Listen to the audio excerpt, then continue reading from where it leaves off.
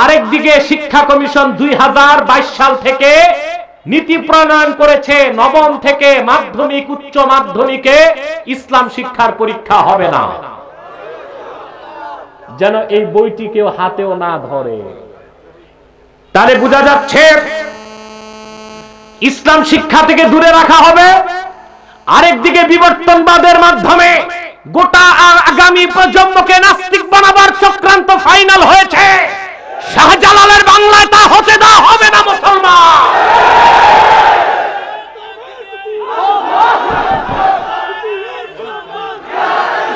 মাইকে খুব ডিস্টার্ব, ঠিক করো মাইক।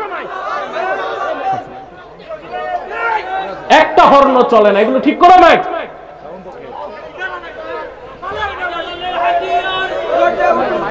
খামোশ খামোশ। বলেন আপনারা, একদিকে ইসলাম শিক্ষা বাদ দেওয়া হচ্ছে, আর দিকে বিবর্তনবাদ পড়ানো হচ্ছে। তার মানে আগামী প্রজন্ম ঘরে ঘরে নাস্তিক পাবে। তখন আর ওয়াজ মাহফিল আইন করে বন্ধ করতে হবে না, ওয়াজ মাহফিলে লোক আসবে না। মসজিদে তালা দেওয়ার দরকার হবে না, ইমাম সাহেব মুসল্লি খুঁজে পাবে না। এই আত্মঘাতী সিদ্ধান্তকে রুখে দেওয়ার জন্য দলমত নির্বিশেষে ঐক্যবদ্ধ হয়ে সিংহের মতো গর্জন করে আওয়াজ তুলতে হবে। আমার দেশের বিজ্ঞান বই থেকে বিবর্তনবাদকে ঝাড়ু ঝাঁটা দিয়ে সাফ করতে হবে। ইসলাম শিক্ষা বাধ্যতামূলক করতেই হবে, করতেই হবে, করতেই হবে।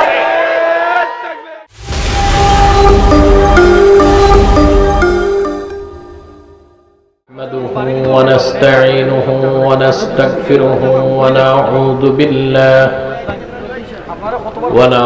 بالله من شرور أنفسنا ومن سيئات أعمالنا من يهده الله فلا مضل له ومن يضلله فلا هادي له ونشهد أن لا إله إلا الله وحده لا شريك له ونشهد أن سيدنا وحبيبنا ومولانا محمدا عبد الله ورسوله صلى الله عليه وعلى آله وصحبه وسلم الذي أكمل الله به قصر النبوة أي ختم الله به النبوة وحكم لا نبي بعده وأعلن في القرآن بالبرهان أن محمدا صلى الله عليه وسلم خاتم النبيين والمرسلين الذي أرسله بالحق بشيرا ونذيرا وداعيا إلى الله بإذنه وسراجا منيرا فقد قال الله تعالى في كلامه المجيد والفرقان الحميد أعوذ بالله من الشيطان الرجيم بسم الله الرحمن الرحيم يا أيها الناس اعبدوا ربكم الذي خلقكم والذين من قبلكم لعلكم تتقون صدق الله العظيم وصدق رسوله النبي الكريم ونحن على ذلك من الشاهدين والشاكرين والحمد لله رب العالمين إن الله ইন্নাল্লাহা ওয়া মালাইকাতাহু يصلون على النبي يا أيها الذين آمنوا صلوا عليه وسلموا تسليما اللهم صل على سيدنا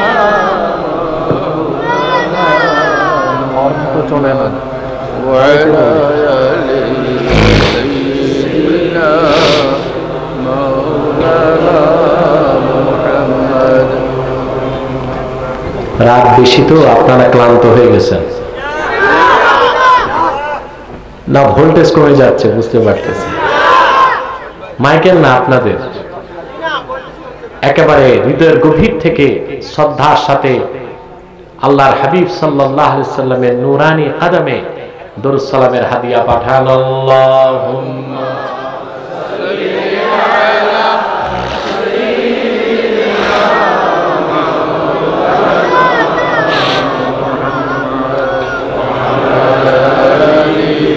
সাইয়্যিদিনা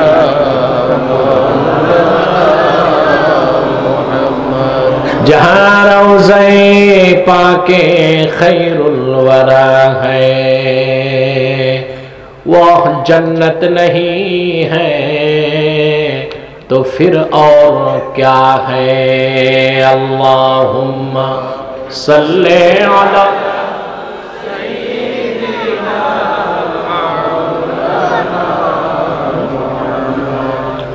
व अला आलि सय्यिदिना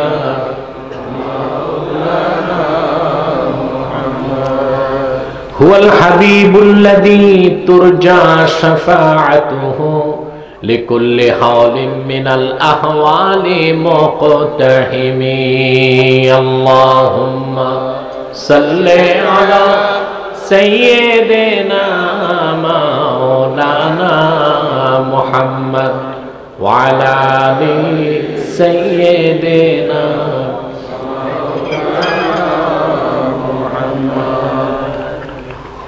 মুহাম্মাদুর রাসূলুল্লাহ সাল্লাল্লাহু আলাইহি ওয়াসাল্লাম খাতামাল্লাহু বিহিন নবুওয়া ওয়া হাকামান লা নাবিয়্যা বা'দাহু বালাগাল উলা বিকামালিহি হাসনাত জামিউ খিসালিহি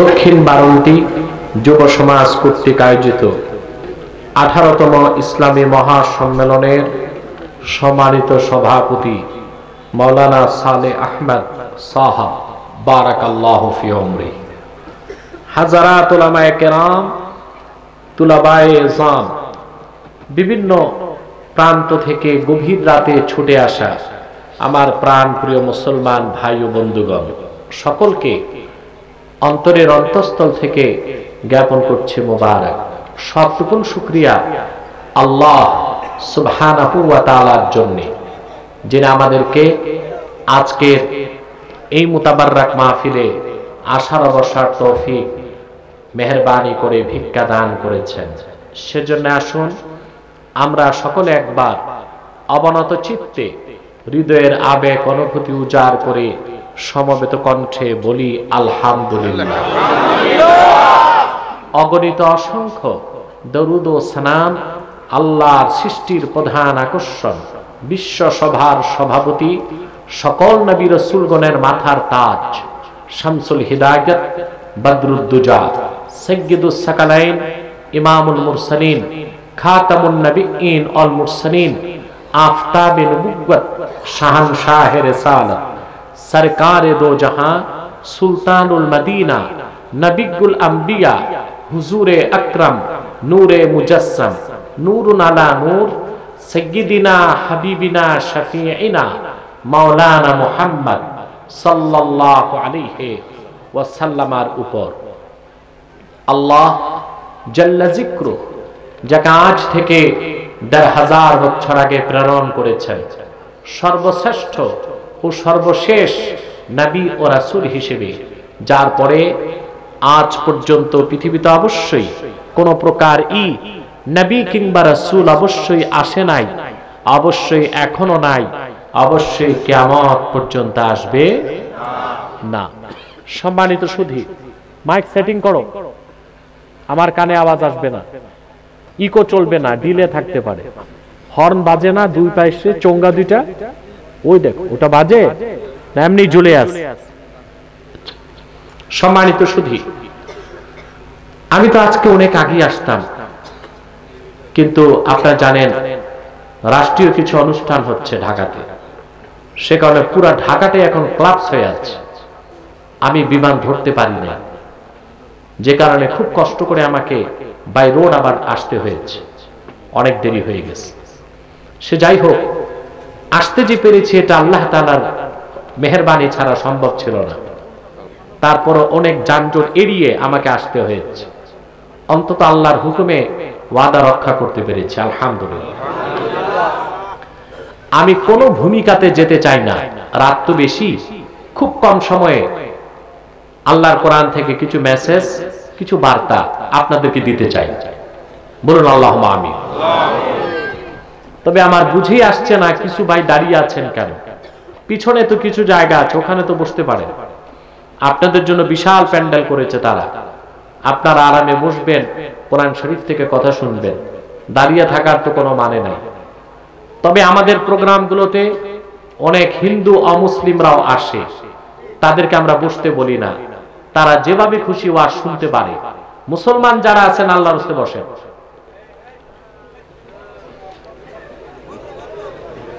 প্রিয় ভাই বন্ধুগণ, স্টেজে সাউন্ড লাগবে, স্টেজে সাউন্ড লাগবে। প্রিয় ভাই বন্ধুগণ, তবে একটি কথা বলতে হচ্ছে, আমরা যারা এখানে এসেছি, আল্লাহ যাদের উপর রাজি ও খুশি তাদেরকে আসতে দিয়েছে, সুবহানাল্লাহ বলবেন। আল্লাহ যারে ভালোবাসেন তার ভালো চান, যার ভালো চান তাকে দ্বীনের সমঝ দান করেন। এটা সহিহ বুখারী কিতাবুল ইলমের হাদিস, আল্লাহর হাবিব ইরশাদ করেছেন, মান ইউরিদিল্লাহু বিহি খাইরান ইউফাক্কিহু ফিদ্দীন।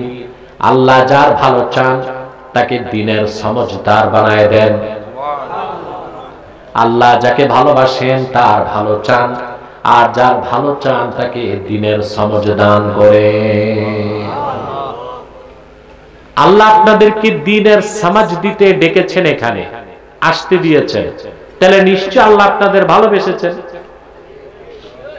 আরে মাতো না ভাই, যেহেতু আল্লাহ ভালোবেসেছেন আসতে দিয়েছেন, এতে আমরা খুশি না বেজার? আমরা খুশি, শয়তান তো বেজার, ঠিক কিনা? শয়তান বেজার, তার চেলা চামুন্ডারাও বেজার। শয়তানের সব চেষ্টা ব্যর্থ, একটা বাকি আছে। শয়তানের তো বরদাস্ত হচ্ছে না, রাত 12টা বেজে গেছে, এখন আপনারা বসে আছেন শুধু আল্লাহ ও তার হাবিবের রেজামন্দির জন্য, ঠিক কিনা? প্রতি শ্বাসে আপনাদের 10টা নেকি হচ্ছে। বাড়ি যাবেন, হেঁটে হেঁটে এসেছেন, হেঁটে যাবেন, কদমে কদমে 10 নেকি। এই হাজার হাজার লোকের সাথে দুটো হাত তুলে মুনাজাত করবেন, 2 ফোঁটা চোখের পানি যদি সদকা করতে পারেন, সব মাফ। আপনারা খুশি আছেন?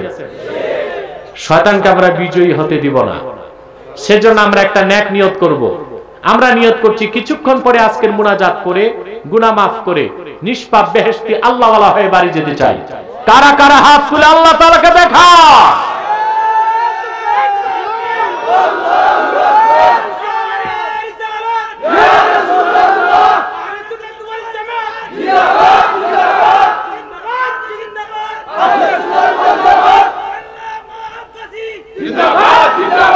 প্রিয় ভাই, নারায়ে রিসালাত সাল্লাল্লাহু আলাইহি ওয়াসাল্লাম। আল্লাহ কবুল করুন, বলুন আল্লাহুম্মা আমিন। প্রিয় ভাই বন্ধুগণ, আলোচনায় প্রবেশ করছি, মূল আলোচনায়। আমি আজকে তেলাওয়াত করেছি সূরা বাকারা থেকে 21 নম্বর আয়াত। বলেন তো সূরার নাম? আল্লাহর কোরআনে সবচেয়ে দীর্ঘ সূরা হচ্ছে বাকারা। এই সূরাটি আমরা যারা হাফেজ না তারাও যদি তেলাওয়াত করি, তার তিলের সাথে 1.5 থেকে 2.5 ঘন্টায় আমরা শেষ করতে পারি, ঠিক কিনা? তার তিলের সাথে। কিন্তু আপনি অবাক হবেন, তাফসীরের কিতাবে এসেছে ওয়াকাফা আবু বকরিন রাদিয়াল্লাহু তাআলা আনহু 8 সানা ফি সূরাতিল বাকারা। হযরত আবু বকর সিদ্দিকের এই একটি সূরা বাকারা বুঝতে 8 বছর সময় লেগেছে। কত বছর? সুবহানাল্লাহি বিহামদি। চিন্তা করা যায়? আমরা মৌলবী হয়ে যাই 8 বছরে, ঠিক কিনা? 10 বছরে মাওলানা, 12 বছরে আল্লামা, তারপর তো ডিগ্রির অভাব নাই, MPhil, PhD, honours, masters, triple title, LLB, বহু ডিগ্রি, ঠিক কিনা? আর হযরত আবু বকর সিদ্দিক রাদিয়াল্লাহু তাআলা আনহু শুধু সূরা বাকারা বুঝতে 8 বছর লেগেছে। কেন জানেন? হাফিজ ইবনে কাসির তার তাফসীরে লিখেন, আল্লাহর হাবিবের সাহাবীগণ কোরআন শরীফের 10টি আয়াত পড়তেন, মুখস্থ করতেন, বুঝতেন, তারপর আমল করতেন, তারপর 11 নম্বর আয়াত শুরু করতেন। এইভাবে সিদ্দিক আকবর রাদিয়াল্লাহু তাআলা আনহুর সূরা বাকারার সমস্ত তাফসীর বুঝে জীবন গঠন করে সারা দুনিয়ার মানুষের জন্য তিনি মডেলে পরিণত হয়েছেন। সময় লেগেছে তার সূরা বাকারা বুঝে নিতে 8 বছর। বলেন সুবহানাল্লাহ।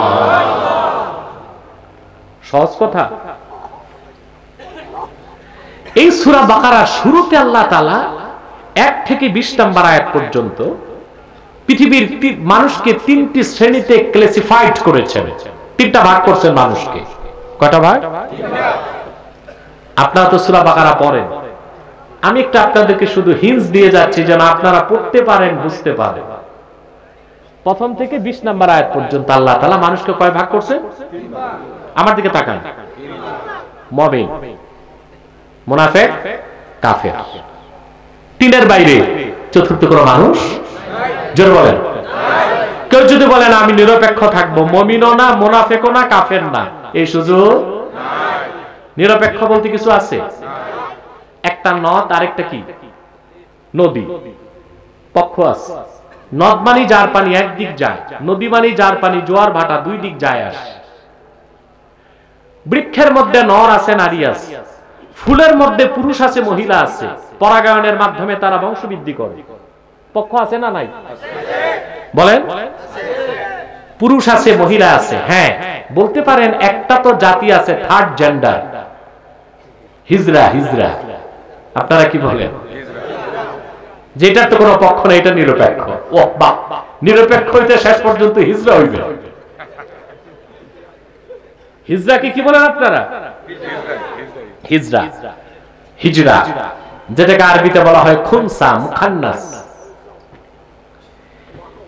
বাংলাদেশে খুব আলোড়ন হয়েছে, কয়েকটা ইউপি চেয়ারম্যান বাংলাদেশে হিজরা হয়েছে।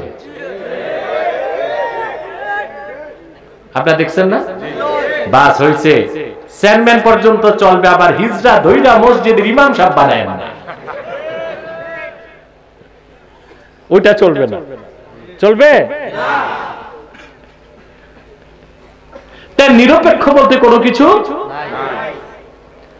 আল্লাহ মানুষকে কয়টা ভাগ করছে? মুমিন, মুনাফিক, কাফের। প্রশ্ন আসে তাহলে মুশরিক কোথায়? মুশরিক কাফেরের মধ্যেই আছে।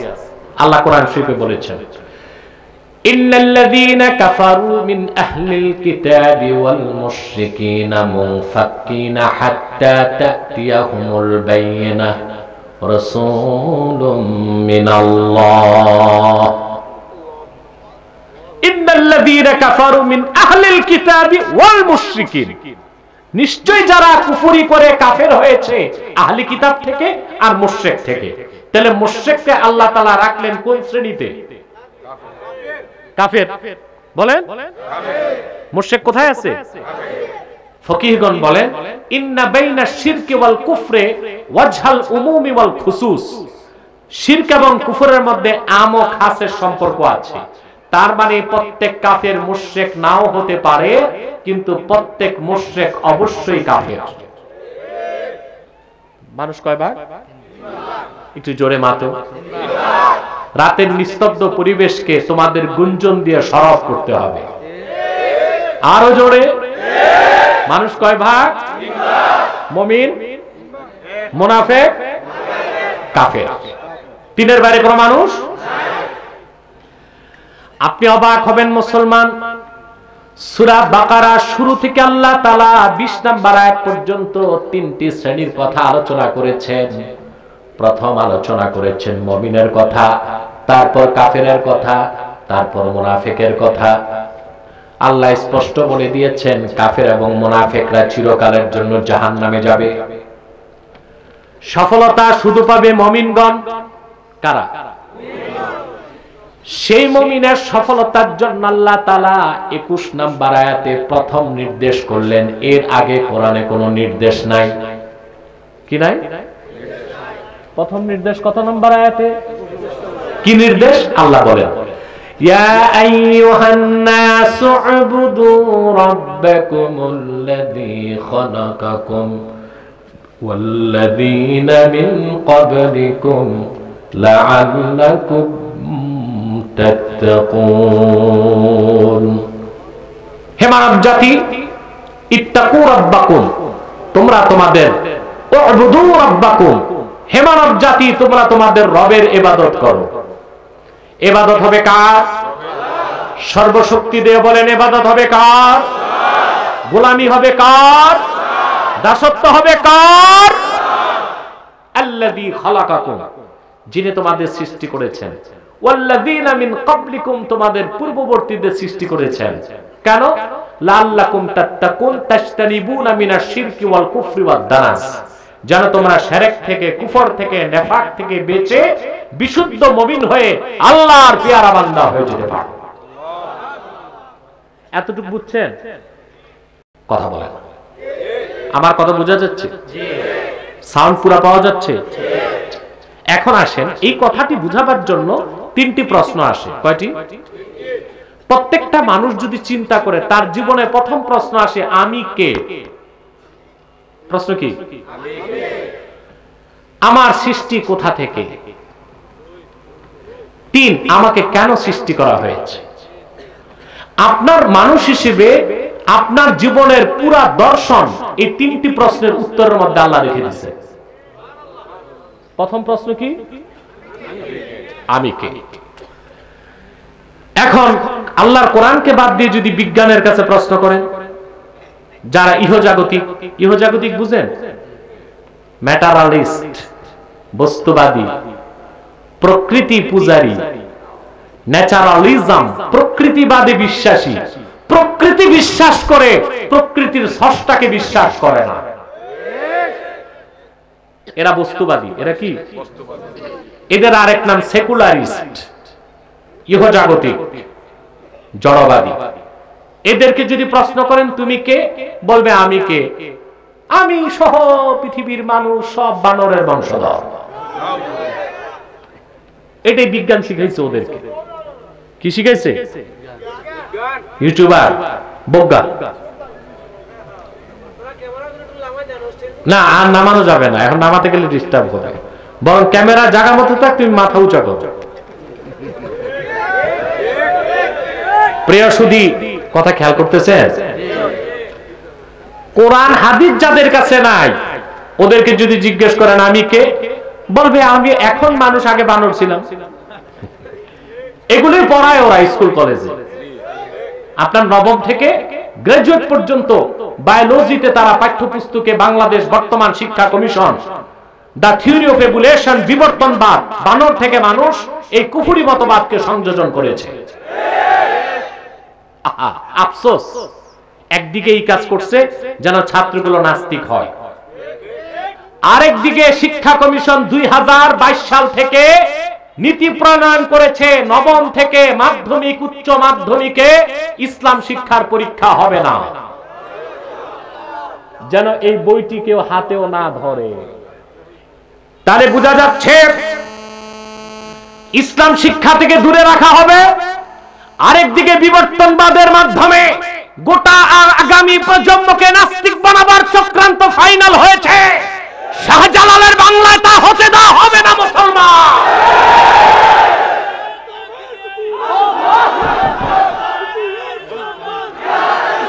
মাইকে খুব ডিস্টার্ব, ঠিক করো মাইক। একটা হর্ন চলে না, এগুলো ঠিক করো মাইক।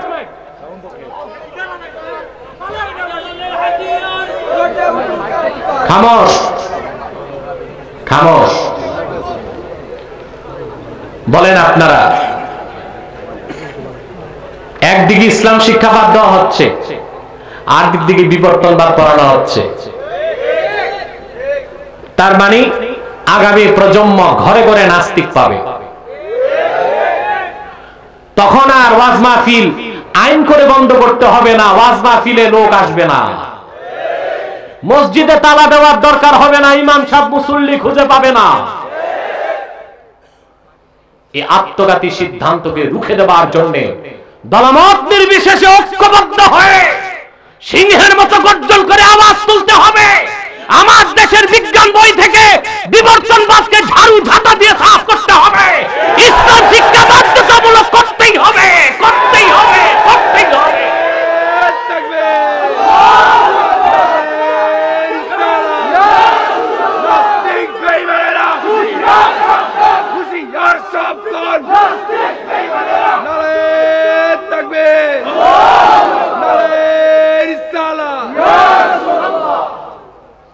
কোরআন হাদিস নাই, বিজ্ঞানকে প্রশ্ন করবেন আমি কে, বলবে বানর থেকে।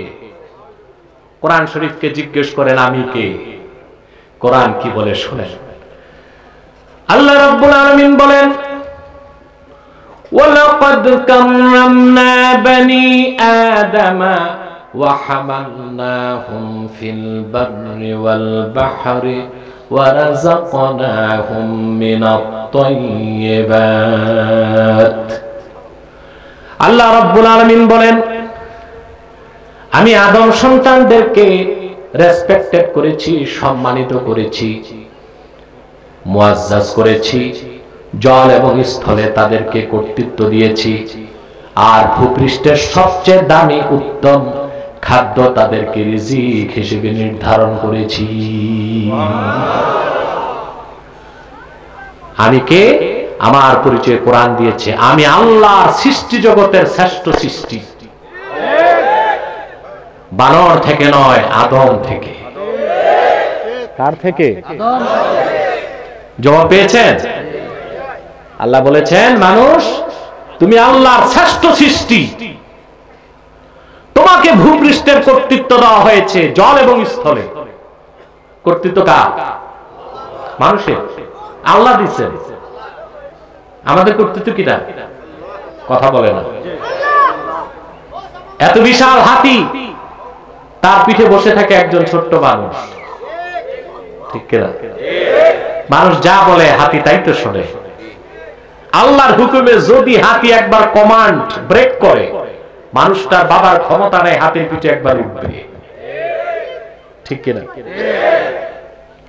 হাতির চেয়ে অনেক বড় সাগরের নীলতিমি, একটি বড় মাপের নীলতিমির পিঠে 42টি হাতি দাঁড়াতে পারে। লেজের মধ্যে একটি হাতি যদি দাঁড়ায়, নীলতিমি টেরই পাবে না কি দাঁড়াইছে। এই জল এবং স্থলে কর্তৃত্ব কার? মানুষকে আল্লাহ দিয়েছে। মানুষ আল্লাহর শ্রেষ্ঠ সৃষ্টি, ঠিক কিনা? ওরা বলছে মানুষ বানর থেকে, কোরআন বলছে মানুষ আদম থেকে। আমি কে? জবাব পেয়েছেন? প্রশ্ন আমরা কোথা থেকে? কোরআন হাদিস নাই, বিজ্ঞানকে জিজ্ঞেস করেন, বলবে জঙ্গল থেকে, কারণ বানর থেকে, বানরের ঘরবাড়ি জঙ্গলে। কোরআনকে জিজ্ঞেস করেন তুমি কোথা থেকে, কোরআন বলবে তুমি জান্নাত থেকে। আমাদের অস্তিত্ব কোথা থেকে শুরু? আল্লাহ পাক কোরআনে বলেছেন ওয়াকুলনা ইয়া আদামু اسكن أنت وزوجك الجنة وكلا منها رغدا حيث شئتما ولا تقربا هذه الشجرة فتكونا من الظالمين আল্লাহ রাব্বুল আলামিন বলেন আমি আদমকে ডেকে বললাম হে আদম তুমি এবং তোমার স্ত্রী পরমানন্দে জান্নাতে বসবাস করো যা খুশি তা বেহেশতে তৃপ্তির সাথে প্রাচুর্যের সাথে খাও তবে এই একটি বৃক্ষের কাছেও যেও না যদি যাও তাহলে জালেমদের কাতারে শামিল হয়ে যাবে আল্লাহ পরিচয় দিলেন আমাদের বাবা মার বাড়ি কই আর ওরা বলে বাবা মার বাড়ি কোথায় জঙ্গল আর কোথায় জান্নাত বাবার বাড়ি আসল বাড়ি আমাদের বাবার বাড়ি কই এই স্টেজে বসেন সবাই সব বসে যাও উজ্জ্বল বস আমাদের বাড়ি কই বাবার বাড়ি আসল বাড়ি ঠিক কি না তাহলে আমরা কোথা থেকে জান্নাত 3 নাম্বার প্রশ্ন কেন আল্লাহ কেন সৃষ্টি করছেন আমাদের কোরআন হাদিস ছাড়া ওদের কাছে জিজ্ঞেস করেন যারা প্রচলিত বিজ্ঞান ও দর্শনে বিশ্বাসী গ্রিক দর্শনে বিশ্বাসী গ্রিক ফিলোসফিতে বিশ্বাসী প্রচলিত সমাজ বিজ্ঞান রাষ্ট্রবিজ্ঞানে বিশ্বাসী তাদেরকে জিজ্ঞেস করেন কেন বলবে কেন খাও দাও মোজ করো ফুর্তি করো মরে যাও সব শেষ আল্লাহর কোরআনকে জিজ্ঞেস করেন তুমি কেন কোরআন জবাব দিচ্ছে আফাহাসিবতুম আন্নামা খালাকনাকুম আবাসান ওয়া আন্নাকুম ইলাইনা লা তুরজাউন তোমরা কি ধারণা করেছো আমি তোমাদেরকে অনর্থক সৃষ্টি করেছি শুধু খাওয়া দাওয়ার জন্য মौज মস্তি আর ফুর্তি করার জন্য এর জন্য তৈরি করেছি তোমাদেরকে এমনি এমনি ছেড়ে দেওয়া হবে আর জিন্দা করে আবার আমার কাছে ফিরায় আনা হবে না এটাই কি মনে করেছো না তোমাদেরকে কেন সৃষ্টি করা হয়েছে আল্লাহ জবাব দিয়েছেন ওয়ামা খালাকতুল জিন্না ওয়াল ইনসা ইল্লা লিয়াবুদুন জিন আর মানুষকে আমি তৈরি করেছি একমাত্র আমার ইবাদতের জন্য গোলামির জন্য দাসত্বের জন্য বলেন সুবহান 3 নাম্বার জবাব কি আমরা কেন আমি কারে ওয়াজ শোনাই আপনারা কি কবরস্থানে আছেন নাকি কথা বুঝতেছেন আমরা কে আদম সন্তান কোথা থেকে কেন কার ইবাদত সর্বশক্তি দিয়ে বলেন কার গোলামি কার দাসত্ব কার ইবাদত সুবহান সেজন্য আল্লাহ রাব্বুল আলামিন সূরা বাকারা 1 থেকে 20 নাম্বার পর্যন্ত মানুষকে ক্লাসিফাইড করেছেন শ্রেণীবিন্যাস করেছেন তারপরে 21 নাম্বার আয়াত থেকে মানুষকে কেন তৈরি করলেন সেই নির্দেশটা করলেন ইয়া আইয়ুহান নাস উবুদু রাব্বাকুমুল্লাযী খালাকাকুম ওয়াল্লাযীনা মিন ক্বাবলিকুম লাআল্লাকুম তাত্তাকুন হে মানব জাতি উবুদু রাব্বাকুম তোমরা তোমাদের রবের ইবাদত করো এই জন্যই রব তার আব্দ বান্দাকে তৈরি করেছেন এটাই হচ্ছে মানব সৃষ্টির মূল লক্ষ্য এবং উদ্দেশ্য বলেন সুবহান এখন আসেন সূক্ষ্ম কিছু বিষয় ভালো করে নজর করেন কোরআন শরীফে প্রথম নির্দেশে আল্লাহ রাসূল সাল্লাল্লাহু আলাইহি ওয়াসাল্লামের মাধ্যমে আল্লাহ তাআলা ইবাদতের যে পয়গাম দিয়েছেন শুধু আরববাসীকে শুধু মুসলমানকে নাস বলেছেন নাস মানে কি সব মানুষ সুবহানাল্লাহ বলবেন না অথচ পূর্বের নবীগণ আল্লাহর ইবাদতের দাওয়াত দিয়েছেন শুধু তার জাতিকে শুধু তার কওমকে শুধু তার জাতিকে ঠিক কি না যেমন আল্লাহ রাব্বুল আলামিন কোরআন কারীম সূরা হুদে উদাহরণ দিয়েছেন ওয়ালাকাদ আরসালনা নূহান ইলা কওমিহি ইন্নী লাকুম নাযীরুম মুবিন আল্লা তা'বুদু ইল্লাল্লাহ আল্লাহ রাব্বুল আলামিন বলেন আমি নবী এবং রাসূল হিসেবে নূহকে প্রেরণ করেছি। তিনি তার কওমকে, তার জাতিকে ডেকে শত শত বছর বলেছেন, হে আমার কওম, হে আমার জাতি, আমি সুস্পষ্ট সতর্ককারী হিসেবে আল্লাহর পক্ষ থেকে এসেছি একটা পয়গাম দেবার জন্য তোমাদেরকে, আল্লাহ তা'বুদু ইল্লাল্লাহ, তোমরা একমাত্র ইবাদত করবে আল্লাহ, আল্লাহ ছাড়া আর কারো ইবাদত করবে না। আপনারা ডিস্টার্ব করছেন আমাকে, বারবার স্টেজে উঠানামা করে, বসে যান। আটলে তো স্টেজে খাফে বুঝো না, স্টেজটা দুর্বল, স্টেজ ক্লোজ। যে নামার সে নেমে যাক, যে বসার সে বসে যাক।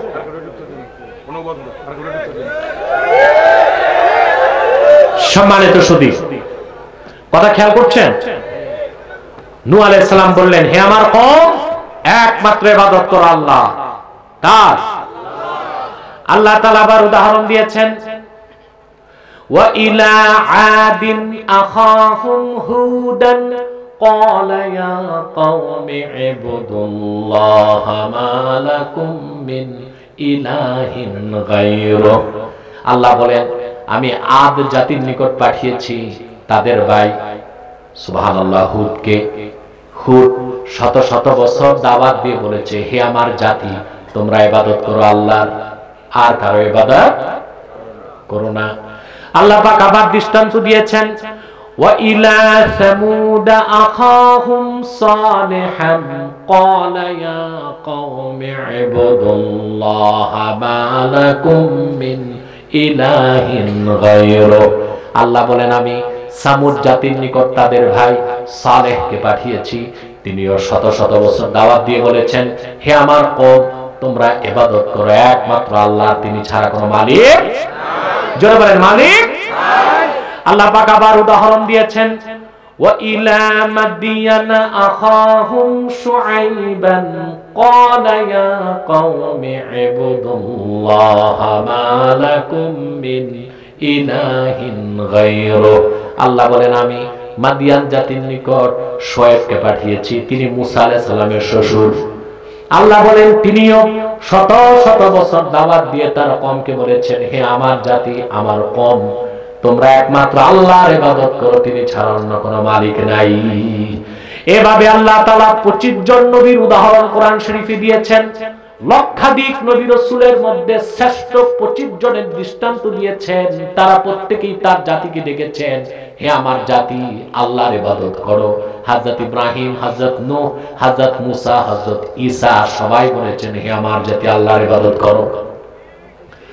সবার পরে এসেছেন আখিরি নবী, নবীগণের মাথার তাজ, নূর নবী আমার মুহাম্মদ সাল্লাল্লাহু আলাইহি ওয়াসাল্লাম। ১৫০০ বছর আগে তিনি ডাক দিলেন আল্লাহর ইবাদতের দিকে, মানুষকে আল্লাহর ইবাদতের আহ্বান করলেন। কিন্তু তিনি বলেন নাই, হে কুরাইশবাসী, বলছেন হে মুসলমান, কথা বলেন। তিনি বলেছেন, ইয়া আইয়ুহান নাস, হে মানব জাতি। এত আস্তে সুবহানাল্লাহ বললেন, উবুদু রাব্বাকুম, তোমরা তোমাদের রবের ইবাদত করো। সুবহানাল্লাহ। কারণ কি? আগের নবীগণ বললেন কি? হে আমার জাতি। কি বলছেন? এটা বলছেন না? নূহ বলেছেন, হে আমার জাতি। আদ বলেছেন, হে আমার জাতি। ঠিক কিনা? হুদ বলেছেন, হে আদবাসী। সালেহ বলেছেন, সামুদবাসী। শুআয়ব বলেছেন, মাদিয়ানবাসী। মুসা বলেছেন, কিবতীরা। ঈসা বলেছেন, বনি ইসরাইল। ইউসুফ বলেছেন, কিবতীরা। মুসা বলেছেন, বনি ইসরাইল। ঈসা বলেছেন, বনি ইসরাইল। সবাই বলেছেন আমার জাতি। আমার রাসূল বলেছেন মানব জাতি। সব নবী ছিলেন আঞ্চলিক নবী। আমার নবী, তোমার নবী, বিশ্ব নবী, গোটা সৃষ্টিকুলের নবী বলেন। সুবহানাল্লাহ। ঠিক কিনা? আমার রাসূল হচ্ছেন দা প্রফেট অফ ইউনিভার্সাল। গোটা সৃষ্টি জগতের জন্য আল্লাহর রাসূল হিসেবে তিনি এসেছেন। সুবহানাল্লাহ, সুবহানাল্লাহ, সুবহানাল্লাহ। এখন আসেন একটি কথা বলবো। আজকে পৃথিবীতে ইসলামের পথে দাওয়াত দিচ্ছে মুসলমান যারা আলেম, মুবাল্লিগ, তারা পাশাপাশি দেখবেন আরেকটি ধর্মের লোক মানুষকে তার ধর্মের দাওয়াত দিচ্ছে, সেটা হচ্ছে খ্রিস্টান জাতি। ঠিক কিনা? হিন্দুরা ধর্মের দাওয়াত দেয় না, কারণ হিন্দু ধর্মের নীতি হচ্ছে অহিন্দু কখনো হিন্দু হইতে পারে না, পারে না। ইহুদিদেরও নিয়ম হচ্ছে ইহুদি ইহুদি হতে পারে না। কিন্তু শুধুমাত্র ধর্মের দাওয়াত দেয় কারা? খ্রিস্টান। আমি বলবো এটা একটা অবৈধ কাজ। কি কাজ? আমাদের ফতোয়ায় অবৈধ না, তাদের বাইবেলের ফতোয়ায় অবৈধ। আবার বলছি, ভালো করে বুঝেন, খ্রিস্টানরা যে ধর্ম প্রচার করছে সারা বিশ্বব্যাপী, কত টাকা খরচ করে ওরা জানেন? সারা বিশ্বে খ্রিস্টান ধর্ম ছড়াবার জন্য আছে বাইবেল সোসাইটি। বাইবেল সোসাইটি 600 কোটি বাইবেল ছাপিয়েছে 600 কোটি মানুষের কাছে পৌঁছাতে। এটা আরো 40 বছর আগের কথা, এখন তো 800 কোটি মানুষ, আরো ছাপাবে 200 কোটি। তারপর বাইবেল সোসাইটি প্রতি 4 মিনিটে একটি এয়ারক্রাফট তাদের টেক অফ করে খ্রিস্ট ধর্ম প্রচারে একটি দেশ থেকে তারা আরেক দেশে যায়।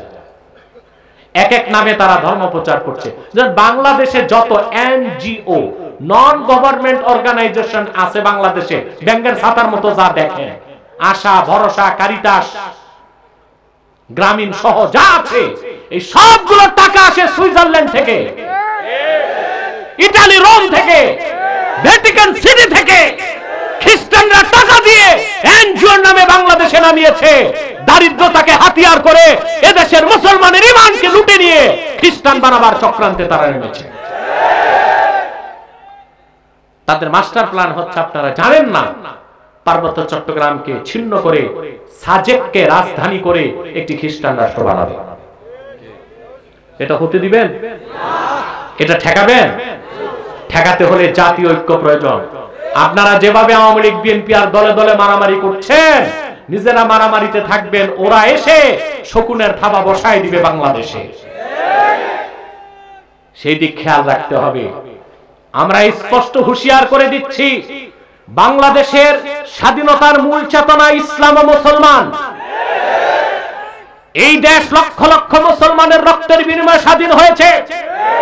ইসলামের সুমহান স্বার্থ রক্ষায়, মুসলমানের অধিকার আদায়ে, দেশের স্বাধীনতা সার্বভৌমত্বকে রক্ষা করতে হলে আরো লক্ষ লক্ষ মুসলমান রক্ত দিবে। তারপরও পশ্চিমাদের আগ্রাসী নীতিকে বাংলাদেশে বাস্তবায়ন হতে দেওয়া হবে না। পশ্চিমারা এটাই চায়। কি চায়? আমাদের নেতাদের উচিত এখন আর কত পশ্চিমাদের গোলামি করবে। গোলামি করলে যে কি হয় দেখেন না, যখন মন চায় তখন নিষিদ্ধ ঘোষণা করে। না, পশ্চিমাদের গোলামি বাদ দিয়া আল্লাহর কোরআনের অনুসরণ করেন, কারো নিষিদ্ধ করার ক্ষমতা থাকবে না। মুসলমান যখন ঈমানের রত্নকে সিনায় ধারণ করে সত্যের তরবারি হাতে নিতে পারে, যত বড় পরাশক্তি হোক লেজ গুটিয়ে পালাতে হয়। তার প্রমাণ হচ্ছে মধ্য এশিয়া, আফগানিস্তান। ঠিক কিনা বলেন?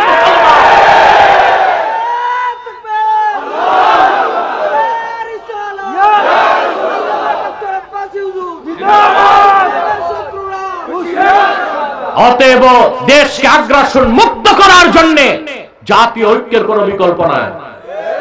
আর সকল দলের মুসলমানকে এক প্ল্যাটফর্মে আনতে পারে একমাত্র আল্লাহর কোরআন, আর কেউ পারবে না। কারণ আওয়ামী লীগ তার আদর্শ একটা, বিএনপির আদর্শ একটা। আওয়ামী লীগ সেকুলারিজমকে লালন করছে, বিএনপি ন্যাশনালিজমকে লালন করছে। ঠিক কিনা বলেন? তাদের কাছে এমন কোন মন্ত্র আদর্শ নাই এক করতে পারে। মুসলমান মাত্রই সবাইকে এক করতে পারে। কে? জোরে বলেন কে?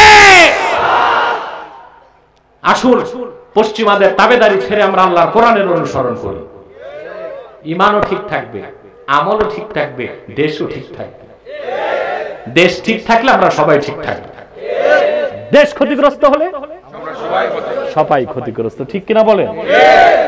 সম্মানিত সুধী, তো খ্রিস্টানরা ধর্ম প্রচার করছে।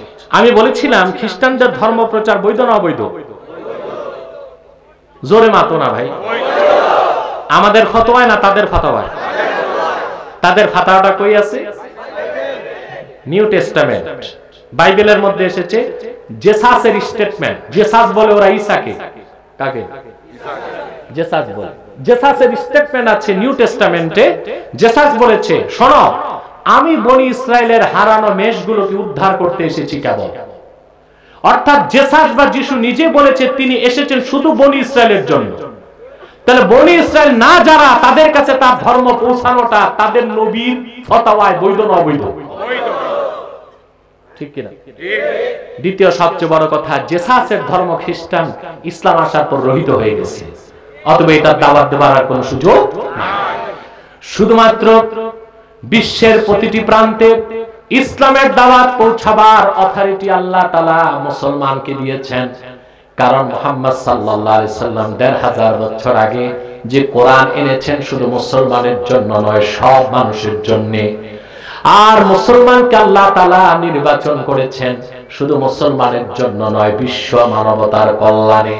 আল্লাহ বলেছেন, কুনতুম খায়রা উম্মাতিন উখরিজাত লিন-নাস, উম্মতে মুহাম্মদী তোমরাই শ্রেষ্ঠ জাতি। উখরিজাত লিন-নাস আই আখরাজাকুমুল্লাহু লিন-নাফইন নাস, গোটা মানব জাতির কল্যাণে আল্লাহ তাআলা তোমাদেরকে বের করেছেন।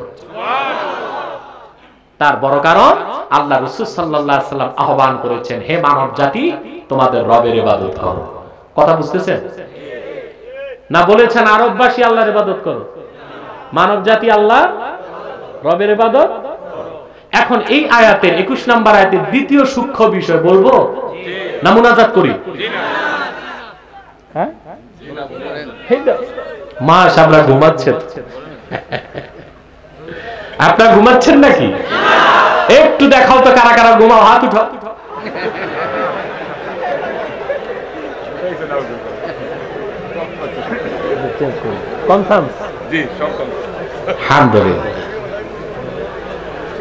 দ্বিতীয় সূক্ষ্ম বিষয় খেয়াল করেন, খেয়াল করেন, আমার দিকে তাকান। আমার মনে হয় আপনাদের যথেষ্ট মনোযোগ আছে, আলহামদুলিল্লাহ। আর আপনারা তো আল্লাহর ওলি শাহজালালের নেক তাওয়াজ্জুতে আছেন, আপনাদের মধ্যে তো এমনি আগুন জ্বলে আছে, একটু ধরাই দিলেই হয়, ঠিক কিনা? কারণ আপনারা সুলতানে বাঙ্গালের এলাকার লোক। সুবহান। প্রিয় ভাই বন্ধুগণ, বলছিলাম দ্বিতীয় সূক্ষ্ম বিষয়, আল্লাহ তাআলা এখানে বলতে পারতেন, ইয়া আইয়ুহান নাস উবুদুল্লাহ, হে মানব জাতি তোমরা আল্লাহর ইবাদত করো, এটা বলেন নাই। বলেছেন উবুদু রাব্বাকুম, তোমাদের রবের ইবাদত করো। প্রশ্ন আসে না কেন?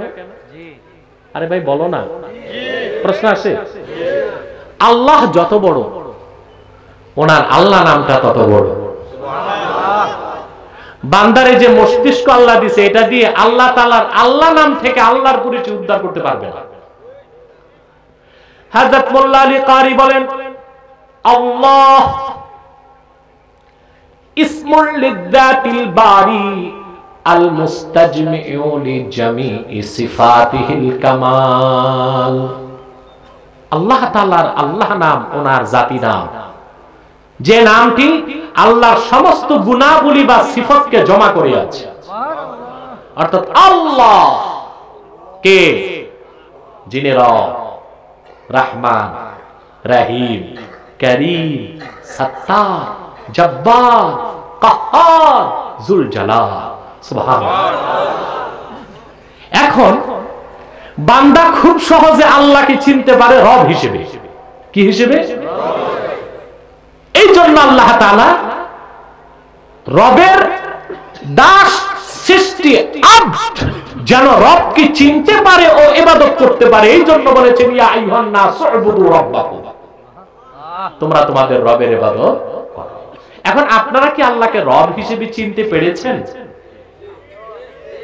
না, মনে হয় না। আমি একটু পরিচয় দিচ্ছি কোরআন শরীফ থেকে। রব শব্দটা এসেছে তারবিয়াত থেকে। কিসের থেকে? তারবিয়াত হচ্ছে অস্তিত্বহীনকে অস্তিত্ব দান করা, অতঃপর তাকে লালন পালন, প্রতিপালন এবং তার রক্ষণ ও সংরক্ষণ। সুবহানাল্লাহ। এই সবটুকুন কাজকে বলা হয় কি? তারবিয়া। এই কাজ যিনি করেন তাকে বলা হয় রব। সুবহানাল্লাহ বলবেন। এই বিষয়টা বুঝে গেছেন? মনে হয় না। আমি একটু উদাহরণ দিচ্ছি। এখানে আপনাদের যার বয়স 40, কত 41 বছর আগে তার পরিচয় কি ছিল? নাম ছিল বংশ, চৌধুরী, পাটোয়ারি, ভুইয়া, চ্যাটার্জি, ব্যানার্জি, একটা পরিচয় ছিল, কিছুই না। ঠিক কিনা? এই কিছুই না থেকে কিছু বানালেন কে? সূরা দাহরে আল্লাহ প্রশ্ন করেছেন, হাল আতা আলাল ইনসানি হিনুম মিনাদ দাহরি লাম ইয়াকুন শাইআম মাযকুরা। মানুষের জীবনে এমন একটা মুহূর্ত কি আসে নাই মানুষটি উল্লেখযোগ্য কিছুই ছিল না? এই কিছুই না থেকে এত সুন্দর মানুষ কে বানালেন? জোরে বলেন আল্লাহ। হঠাৎ এক ঘন্টায়, একদিনে, এক সপ্তাহে, এক মাসে, 9 মাসে, এটাই রবের কাজ। যিনি অস্তিত্বহীনকে অস্তিত্ব দান করার পরে হঠাৎ বানান না, ধাপে ধাপে, ক্রমে ক্রমে, আস্তে আস্তে সৃষ্টিকে পূর্ণতা দান করেন, অতঃপর তাকে লালন পালন করেন, অতঃপর তার মৃত্যু পর্যন্ত তার সমস্ত ব্যবস্থা তিনি যোগান দেন। তাকে কি বলা হয়? সুবহানাল্লাহ। যেমন 40 বছর আগে আপনি কিছুই ছিলেন না। 41 বছর আগে প্রথম আপনার অস্তিত্ব আল্লাহ আপনার মায়ের পেটে দিচ্ছেন এক ফোঁটা বীর্যের আকারে কিছু। ওই বীর্য থেকে আপনি হঠাৎ হয়ে গেছেন না, ধাপে ধাপে।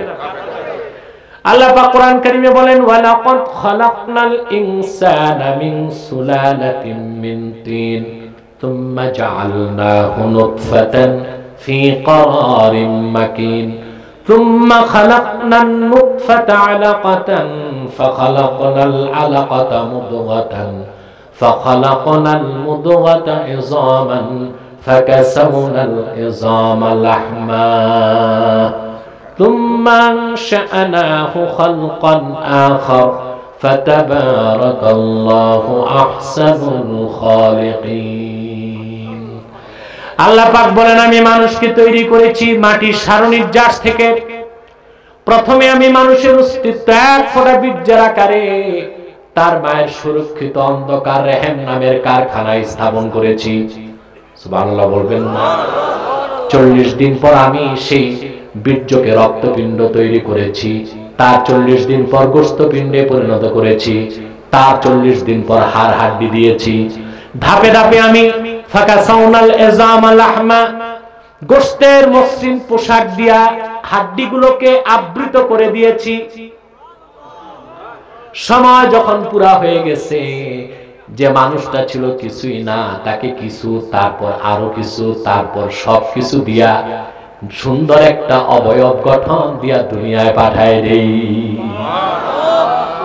সুবহানাল্লাহ। এজন্য ইমাম আযম বলেছেন, মান আরাফা নাফসাহ ফাকাদ আরাফা রাব্বাহ। যে নিজকে চিনলো সে তার রবকে চিনলো। সুবহানাল্লাহ। এটা হাদিস শরীফ না, এটা ইমাম আযমের কথা, কিন্তু কথাটা কোরআন হাদিস থেকেই। ঠিক কি না? মান আরাফা নাফসাহ ফাকাদ আরাফা রাব্বা। কিন্তু এটা সে চিনবে যার কাছে কোরআন আছে। কোরআন নাই, বিকৃত বিজ্ঞান আছে, ও কি চিনবে? যে বানর থেকে। কিসের থেকে? নজবিল্লাহ বলবেন না? রবের পরিচয় পাচ্ছেন? কথা বলেন। তারপর রব আপনাকে দুনিয়ায় পাঠানোর পর কি কাজ শেষ করে দিয়েছেন না বাকি রাখছেন? মৃত্যু পর্যন্ত আপনার রিজিকের ব্যবস্থা করলেন। কিভাবে করছেন তাও কি চিন্তা করছেন মুসলমান? সারা জীবন আপনি যা খাবেন, 2.5 বছর দাঁত নাই, কিছু খেতে পারবেন না। 2.5 বছরের রিজিক আপনার মায়ের স্তনের মধ্যে জমা করে দিলেন দুধ হিসেবে। সেটা দেখতে দুধ, শুধু দুধ নয়, মিনারেল ফুড। ওখানে শর্করা আছে, আমিষ আছে, প্রোটিন আছে, লবণ আছে, পানি আছে। সুবহানাল্লাহ বলবেন না? আপনার কচি দেহে যেন ব্যাকটেরিয়া, ভাইরাস অ্যাটাক করতে না পারে, সেজন্য মায়ের দুধের মধ্যে আল্লাহ তাআলা মেডিসিন এবং অ্যান্টিবায়োটিক রেখে দিয়েছেন। দাঁত বের হয়ে আসলো, মুখে খাবেন, ঠিক কিনা? আল্লাহ তাআলা মৃত্যু পর্যন্ত যা কিছু খাবেন সব রিজিক দানায় দানায় তৈরি করে আপনার নাম লিখে আপনার পায়ের তলায় মাটিতে জমায়ে রাখলেন। কোনটা পৌষ মাসে, কোনটা মাঘ মাসে, কোনটা গ্রীষ্মে, কোনটা শীতে। সুবহানাল্লাহ। শীতে দিয়েছেন কি? খেজুর রস, ঠিক কিনা? গরমে দিয়েছেন কাঁচা আম, যখন যেটা দরকার, ঠিক কিনা? ধান, গম, চাল সবকিছু তিনি রিজিক হিসেবে আপনার জন্য বরাদ্দ করে রেখেছেন, আপনি খাচ্ছেন। সুবহানাল্লাহ। না খেয়ে বেশি দিন থাকতে পারবেন না, এর জন্য রিজিক রাখছেন পায়ের তলায়। আর আফসোস, সে পায়ের তলার রিজিকের জন্য মানুষ আজকে ইসলামকে বাদ দেয়া চুরি করে, বদমাশি করে, সুদ খায়, ঘুষ খায়, দুর্নীতি করে। এই রিজিকের জন্য মানুষ মানুষের কাছে মাথা নত করে, অথচ মালিক রিজিক দিয়ে রাখছেন পায়ের তলায়। এই কথাটা চিন্তা করলে কোন মানুষ কি সুদ খাবে? কথা বলে না। ঘুষ খাবে? পরেরটা মেরে খাবে? চাঁদাবাজি করবে? এগুলো নাই তো মৌলভীবাজারে, আছে না? হয়তো একটু কম আছে, আছে আছে, নাই বলবেন না, বহুত আছে। আপনারা ফেরেশতার মতো মানুষ এগুলো দেখেন না, আমরা দেখি।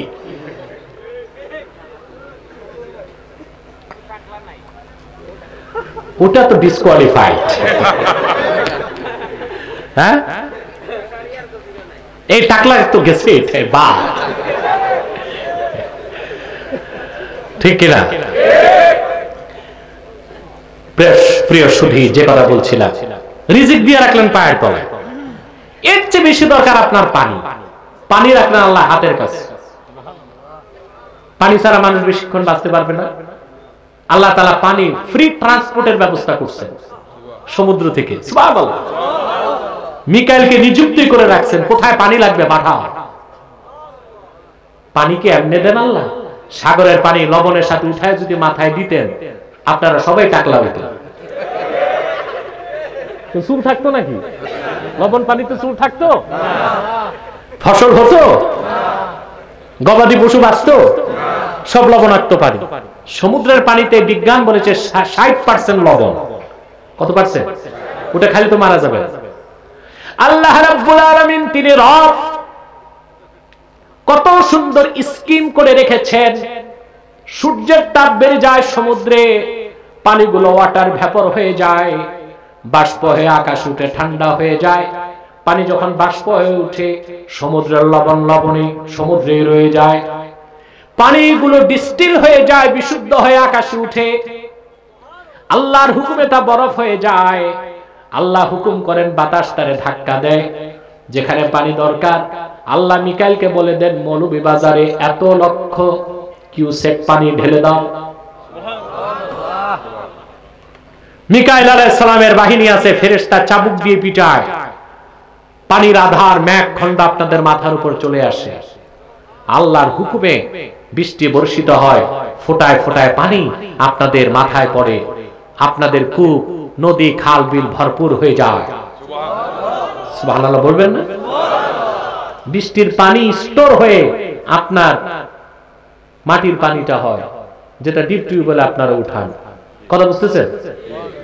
দেখেন, রিজিক ছাড়া বাঁচবেন না। হালালান তাইয়্যিবা রিজকান কারীমা রাখলেন পায়ের তলায়। তার চেয়ে বেশি দরকার কি? এটা দিবেন হাতের কাছে। তার চেয়ে বেশি দরকার কি? অক্সিজেন, বাতাস। অক্সিজেন ছাড়া একটা মানুষ 4 মিনিটের বেশি বাঁচতে, তার যদি শক্তিশালী মানুষ হয়। বুঝলেন? আপনারা তো অনেকটাই কাহিল মানুষ, ডাল ভাতে ভাঙ্গা, ঠিক কিনা? আপনারা 2.5-3 মিনিট বাঁচেন কিনা সন্দেহ আছে। এটা আবার কারো নাকে টিপ দিয়ে দেখবেন না কয় মিনিট বাঁচে, তাহলে আমি আবার হুকুমের আসামি হয়ে যাই। অক্সিজেন সবচেয়ে বেশি দরকার না?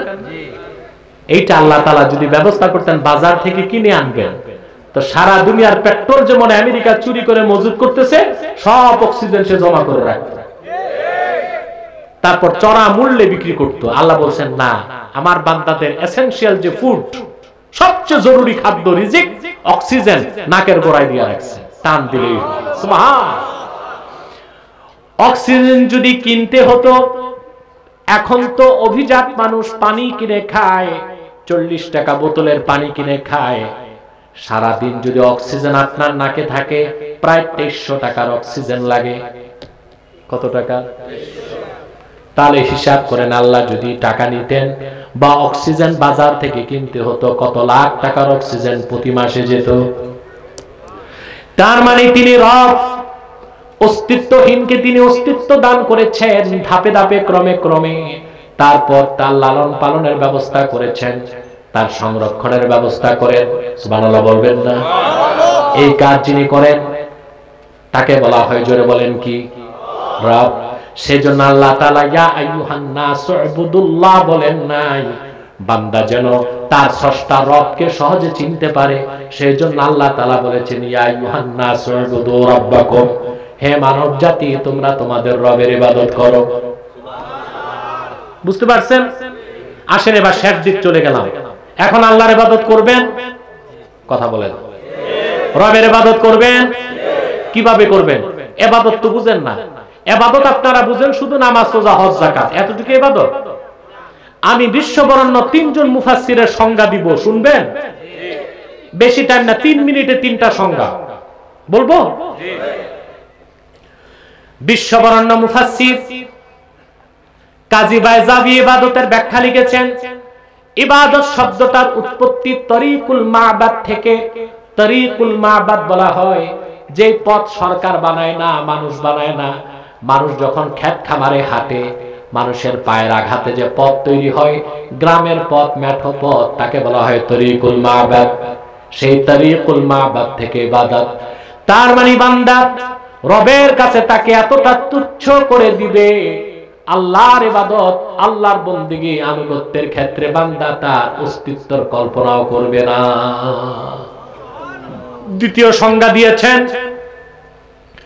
বিশ্ববরেণ্য মুফাসসির ইমাম বাগাবী মাআলিমুত তানজিলে। তিনি বলেন ইবাদত অর্থ আল ইতাআতু মাআ যিল্লাতি ওয়াল খুদু, একনিষ্ঠ চিত্তে আল্লাহ তার রাসূলের হুকুমের সামনে মাথা নত করে দেওয়া। সুবহানাল্লাহ বলবেন? তার নাম কি? ইবাদত। বিশ্ববরেণ্য মুফাসসির ইমাম সুয়ুতি তাফসীর লিখেছেন, ইবাদত হচ্ছে ইমতিসালুল আওয়ামির ওয়া ইজতিনাবুন নাওয়াহি, কোরআন হাদিসের সব হুকুম মানা, সব নিষেধ ছাড়া, তার নাম ইবাদত। তাহলে কি শুধু নামাজ রোজার নাম ইবাদত? কথা বলেন। কোরআন হাদিসের সব হুকুম মানা, সব নিষেধ ছাড়া, তার নাম কি? তার মানে আপনি নামাজ পড়বেন আবার সুদ খাবেন, নামাজ পড়বেন বিচার আচারে যে ঘুষ খাবেন। এটা হয় বাংলাদেশে, হয় কি না? বাদী দুর্বল, বিবাদী শক্ত। তখন যে এলাকার মোড়লকে নিয়ে চাইনিজ খাওয়ায়, চাইনিজ খাওয়ার পর মোড়ল সাহেবের আঙ্গুলই বিবাদীর দিকে যায়, ঠিক কিনা? কিন্তু নামাজও পড়তেছে, নামাজও পড়তেছে, নামাজ পড়তে পড়তে মাশাআল্লাহ দাগ ফালাই দিছে কপালে, ঠিক কিনা? কিন্তু শুধু খায়, ঘুষও খায়। এইটা ইবাদত নয়। ইবাদত হচ্ছে হুকুম মানা, নিষেধ ছাড়া। এখন এই হুকুম মানবেন কোন কোন ক্ষেত্রে, নিষেধ ছাড়বেন কোন কোন ক্ষেত্রে? শুধু মসজিদ মাদ্রাসায় এসেই কোরআন হাদিসের হুকুম মানবেন, নিষেধ ছাড়বেন না জীবনের সকল ক্ষেত্রে? আপনি একদিকে নামাজ রোজা করবেন, আর একদিকে তাগুতের তন্ত্র মন্ত্র মানবেন, এটা ইবাদত বলে গণ্য হবে? হবে না। এবার আসেন, আল্লাহকে রব হিসেবে যদি মানতে চান আর আল্লাহর ইবাদত করতে চান, 3টা নীতি আপনাকে বাস্তবায়ন করতে হবে। এটাই হচ্ছে আমার আজকের আলোচনার মূল মেসেজ। এটা দিয়েই বিদায় দিচ্ছি।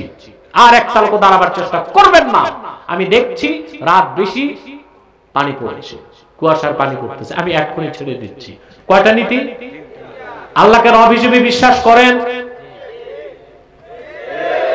শুধু মুখে না মনে। রবের ইবাদত করবেন, কয়টা নীতি বাস্তবায়ন করতে হবে? আল্লাহ পাক বলেন কুল ইয়া আহলাল কিতাবি তাআলু ইলা কালিমাতিন সাওয়াইন বাইনানা ওয়া বাইনাকুম আল্লা না'বুদা ইল্লাল্লাহ ওয়া লা নুশরিকা বিহি শাইআ ওয়া লা ইয়াত্তাখিযা বা'দুনা বা'দান আরবাবাম মিন দুনিল্লাহ।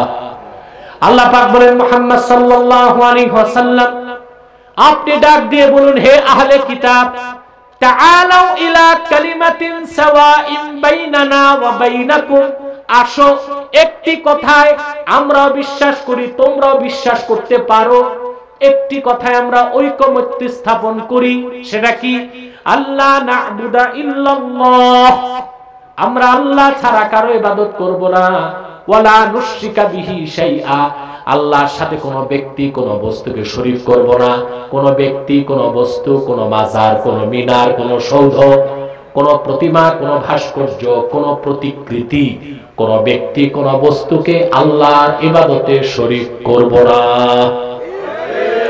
কয়টা নীতি ওয়ালা ইয়াত্তাখিযা বা'দুনা বা'দান আরবাবাম মিন দুনিল্লাহ আর আমাদের প্রকৃত রব আল্লাহকে বাদ দিয়ে মানুষ হয়ে অন্য মানুষকে আমরা রব বানাবো না আপনাকে অন্যকে রব বানান জি বানাচ্ছেন আপনারা বানাচ্ছেন আমি বুঝিয়ে দিচ্ছি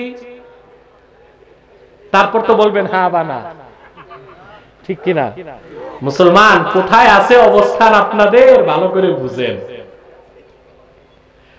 এই আয়াত সূরা আলে ইমরানের এই আয়াত নাযিলের পর সাহাবা ইহুদিদের একদল লোক আল্লাহর রাসূলের কাছে আসলেন নেতৃত্বে আব্দুল্লাহ ইবনে সালাম তিনি তখন মুসলমান হন নাই গোটা আরবে মদিনাতুল মুনাওয়ারাতে সবচেয়ে বড় আলেম ছিল ইহুদিদের আব্দুল্লাহ বিন সালাম হাদিসটা এসেছে মুস্তাদরাক আলা সাহিহাইনে আব্দুল্লাহ ইবনে সালাম এসে বলেন ইয়া রাসূলুল্লাহ সাল্লাল্লাহু আলাইহি সাল্লাম আমরা ইহুদিদের একটা প্রশ্ন আল্লাহ আমাদেরকে পুরস্কার করলেন আমরা মানুষে মানুষকে রব বানাই আমরা তো আল্লাহকেই রব বানাই আল্লাহর হাবিব প্রশ্ন করলেন আব্দুল্লাহ ইবনে সালাম আল্লাহ যেটাকে হালাল করেছেন তোমাদের ধর্মের পাদ্রী পুরোহিতরা সেটাকে যখন হারাম বানায় তোমরা কি তা মানো না তারা বললেন জি আল্লাহর হাবিব বললেন আল্লাহ যেটাকে হারাম করেন তোমাদের ধর্মের পাদ্রী পুরোহিতগণ সেটাকে যখন হালাল বানায় তোমরা কি তা মানো বলে জি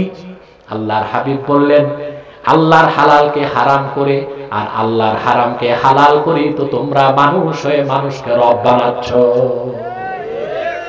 এই কাজ কি হয় আমাদের দেশে কথা বলে না আল্লাহর কোরআনের নির্দেশ ছেলের বয়স 21 মেয়ের বয়স 18 এরকম সময়সীমা আল্লাহ নির্ধারণ করেন নাই ইসলামে বাল্য বিবাহ নাই ইসলামে আছে বালেগ বিবাহ আমার সাথে তো আপনারা নাস্তিকদের সাথে ডিবেট গুলো দেখেন আলহামদুলিল্লাহ আল্লাহ নূর নবী মুহাম্মদ সাল্লাল্লাহু আলাইহি ওয়াসাল্লামের জুতা মোবারকের সদকায় প্রত্যেক জায়গাতে আল্লাহ আমাদেরকে বিজয় দিয়েছেন এটা আমাদের ব্যক্তিগত বিজয় না সমস্ত উম্মাহের বিজয় প্রিয় সুধী তা আমি বলি তাদেরকে যে বাল্য বিবাহ তো ইসলামে নাই আমিও তো বলি বালেগ বিবাহ আছে কি আছে ইসলামের হুকুম ছেলে যখন বালেগ হয় ম্যাচিউরড মেয়েও ম্যাচিউরড তাদের বিয়ে হতে পারে কিন্তু আমরা আইন করেছি আমরা না 21 যদি না হয় ছেলে 18 যদি না হয় এটা বাল্য বিবাহ এটা কত বড় হারাম কাজ পুলিশ খবর পেলে যাবে দনবিয়াই অ্যারেস্ট ম্যারেজ রেজিস্টার অ্যারেস্ট সাক্ষীরা অ্যারেস্ট বিয়ে খেতে যারা আসছে ওরাও অ্যারেস্ট বাবুর্চি যে গেছে সেও অ্যারেস্ট আল্লাহ করছেন হালাল আমরা করছি অপরদিকে প্রচলিত আইনে ছেলে আর মেয়ে যদি রাজি থাকে বয়স যাই থাক একটু ফষ্টি নষ্টি করে পার্কে যে একটু লিভ টুগেদার ফ্রি মিক্সিং করে তাতে কোনো দোষ নাই দুজন তো রাজি ছিল এটা জেনা কিনা আল্লাহ করছেন হারাম আমরা করছি তাহলে আমরা কি আল্লাহকে বাদ দিয়ে মানুষকে রব বানাচ্ছি এইরকম শিরক যতক্ষণ থাকবে আল্লাহর ইবাদত কবুল হবে না কয়টা নীতি বাস্তবায়ন করবে আল্লাহ ছাড়া কারো ইবাদত করব না আল্লাহর সাথে অন্য কাউকে শরীক করব না আল্লাহকে বাদ দিয়ে মানুষ হয়ে মানুষকে রব বানাবো না সাদাকাল্লাহুল আযীম ওয়া সাদাকা রাসূলুহুন নবিয়ুল কারীম ওয়া নাহনু আলা যালিকা মিনাশ শাহিদিন ওয়াশ শাকিরিন ওয়াল হামদুলিল্লাহি রাব্বিল আলামিন পিছন দিক দিয়ে ডান পাশ দিয়ে আলহামদুলিল্লাহ রাব্বিল আলামিন ওয়াজ কি এখন আপনি করবেন নাকি? শেষ করি, সময় দিব তো। আপনারা যারা দাঁড়ায় আছেন আল্লাহর রাস্তে এইবার বসেন না একটু ভাই, মুনাজাতটা বসে করি না, বসে।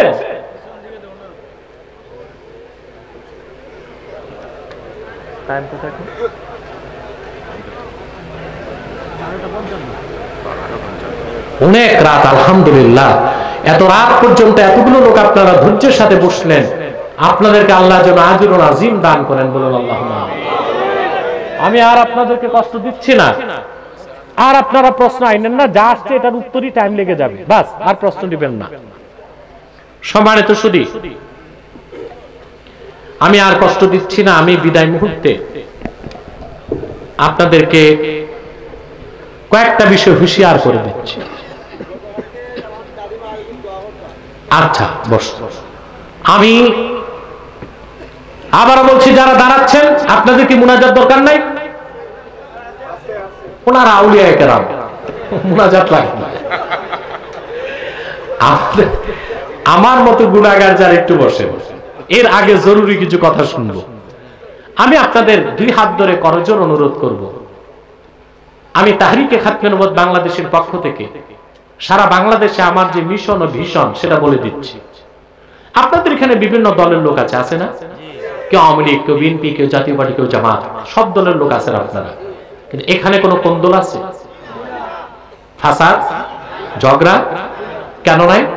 আমরা এখানে কোনো দলীয় পরিচয় আসি নাই, আমাদের একটি পরিচয়, আমরা মুসলমান।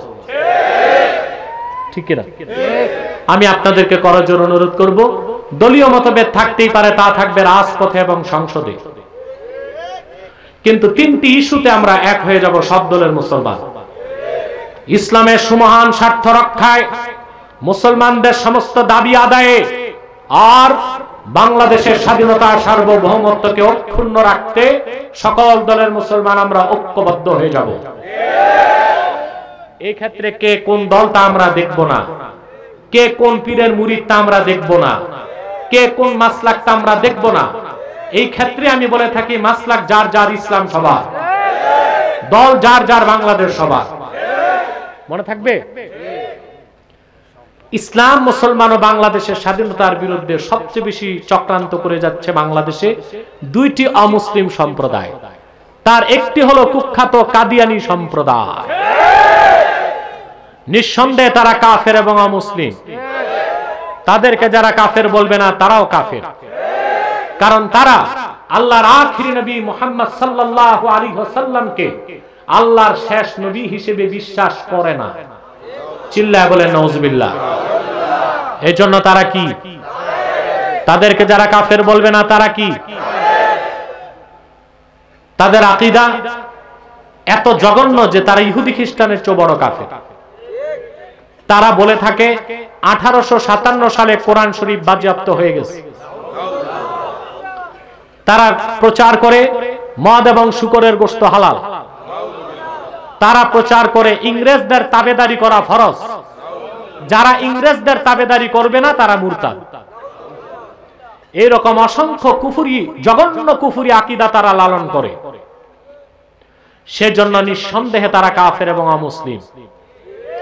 আমার ভাইরা, আমার বন্ধুরা, আমার আল্লাহ ও নূর নবী আমার মুহাম্মদ সাল্লাল্লাহু আলাইহি ওয়াসাল্লামের ইসলাম ও কোরআনের হাজার হাজার হাজার বছর পরে বর্তমান ভারতের কুখ্যাত পাঞ্জাবের কুখ্যাত গুরুদাসপুরের কুখ্যাত কাদিয়ানে ইংরেজ আমলে এক শয়তান নিজকে নবী দাবি করছে।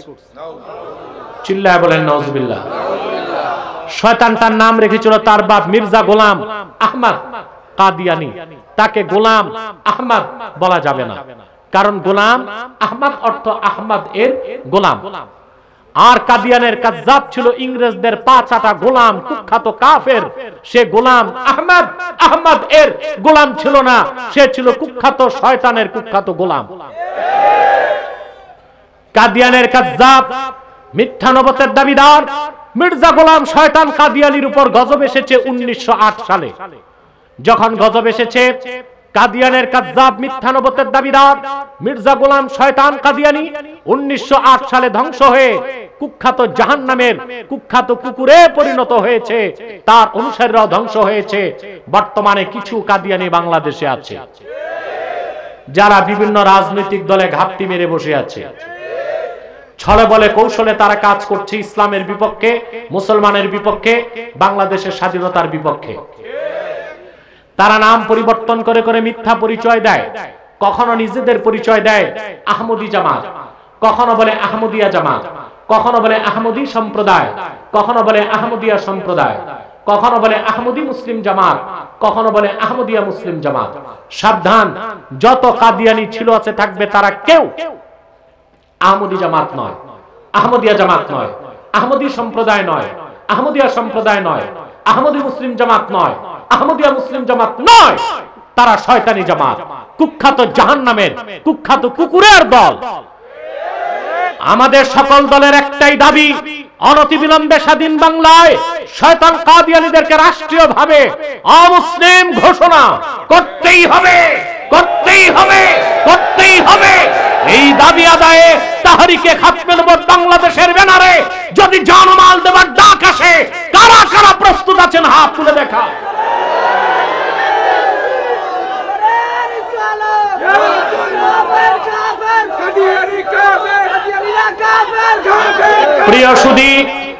প্রিয় সুধী, আমি সিলেটে আমাদের তাহরিকে খাতমে নবুয়ত বাংলাদেশ কাজ করে যাচ্ছে। আমি আল্লামা ফুলতুলি রাহমাতুল্লাহি আলাইহির হাতে গড়া তার প্রিয় সংগঠন তালামিজে যারা আছে তাদেরকে বলবো, আপনারা তাহরিকে খাতমে নবুয়ত বাংলাদেশে, আমাদের তাহরিকে খাতমে নবুয়ত বাংলাদেশের ব্যানারে যারা কাজ করছে তাদের সাথে কাঁধে কাঁধ মিলিয়ে কাজ করবেন।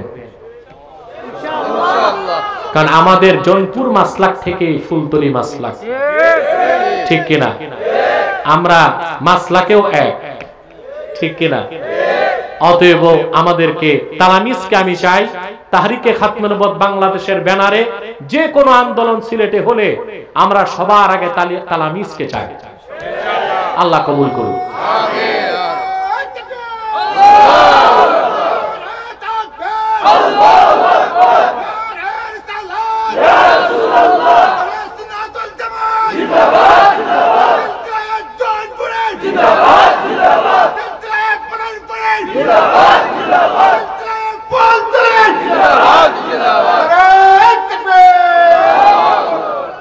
আল্লাহ কবুল করুন, আল্লাহ মঞ্জুর করুন, বলুন আল্লাহুম্মা আমিন। প্রিয় সুধী, এবং আমাদের তাহরিকে খাতমে নবুয়তের ব্যানারে যে কোনো মাসলাকের লোক কাজ করতে পারবে, যে কোনো রাজনৈতিক দলের লোকও কাজ করতে পারবে। কথা বুঝতে পারছেন? আল্লাহ কবুল করুন। এখানে মৌলভীবাজারের দায়িত্বশীলরা আছে, বদরুল কোথায়? শামীম, তারা আসছে।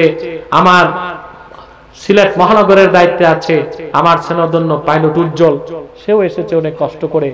আরো যারা আছে তাদের জন্য আমি দোয়া চাই। উপদেষ্টা আছে আলহামদুলিল্লাহ আমাদের আব্দুল খালেক, হ্যাঁ, আর আলহামদুলিল্লাহ অনেকে আছে, শামীম, অনেকেই আছে। আল্লাহ তো সবার নাম জানেন। তাদের সাথে যোগাযোগ করবেন, কাজের সুযোগ পাবেন ইনশাআল্লাহ। আর মনে রাখবেন, কুখ্যাত কাফের কাদিয়ানীদেরকে অর্থনৈতিক সহযোগিতা করবেন না। করেন আপনারা? করেন। প্রাণ কোম্পানির জিনিস তাদের, সেজান কোম্পানির জুস তাদের, আর এফএল এর পণ্য তাদের, প্রথম আলো, ডেলি স্টার, কালের কণ্ঠ, এগুলো তাদের। এগুলো ধরবেন না, কিনবেন না, বেচবেন না, মনে থাকবে।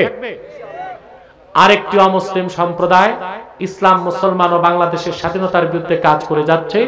এটার নাম ইসাই তরিকা। এটা খ্রিস্টানদের একটা ছদ্মনাম। বাংলাদেশে কাজ করছে ইসাই তরিকা নামে। তারা মানুষকে সদস্য বানায়, তারপর বলে তুমি মুসলমান, তবে তুমি ঈসার উম্মত মুসলমান। ঈসার উম্মত মুসলমান না খ্রিস্টান? বর্তমানে তাদের সংখ্যা বাংলাদেশে 9.5 লক্ষ পার হয়েছে। আপনারা বেখবর ঘুমায় আছেন আর তারা কাজ করে যাচ্ছে। আমাদের উলামায়ে কেরামকে বলবো, ইসাই তরিকার ব্যাপারে যদি ধারণা চান, আমরা যথেষ্ট তথ্য উপাত্ত আপনাদেরকে দিব। আপনারাও এই ইসাই তরিকা, খ্রিস্টানদের নব্য দল, তাদের ব্যাপারে একটু সোচ্চার হবেন। পারবেন না ইনশাআল্লাহ? আরেকটি ফেরকার কথা না বললে নয়, এটা হচ্ছে হিজবুত তাওহীদ। এটাও ঢুকতেছে, এটা একটা বড় ধরনের বাতিল ফেরকা, একটা কাফের ফেরকা। এরা বলে যে দাজ্জাল বলতে কোনো কিছু নাই, ইমাম মাহদি বলতে কেউ আসবে না, ঈসা বহু আগে মরে গেছে, 2500 বছর আগে, আকাশ থেকে নামবে না। তারা বলে নামাজ হচ্ছে ব্যায়াম, ওযু থাকলেও পারে না থাকলেও পারে। তারা বলে মহিলাদের পর্দার কোনো প্রয়োজন নাই, বর্তমানে দরকার নাই, ফ্রি মিক্সিং হতে পারে মহিলাদের মধ্যে, আর যদি ছেলে মেয়ে রাজি হয় বিয়ের দরকার নাই, ফিজিক্যাল রিলেশন হতে পারে। এভাবে সবচেয়ে বেশি তারা স্বীকার করতেছে আমাদের যুব সমাজ। এই হিজবুত তাওহীদ, তাদের ব্যাপারে সোচ্চার থাকবেন, পারবেন ইনশাআল্লাহ। আসুন এবার মোনাজাত করি 2-3টা প্রশ্নের উত্তর দিয়ে, ঠিক আছে? আপনারা 11 বার ইস্তেগফার পড়েন, 3 বার সূরা ইখলাস পড়েন, আর যারা দাঁড়িয়ে আছেন বসে যান।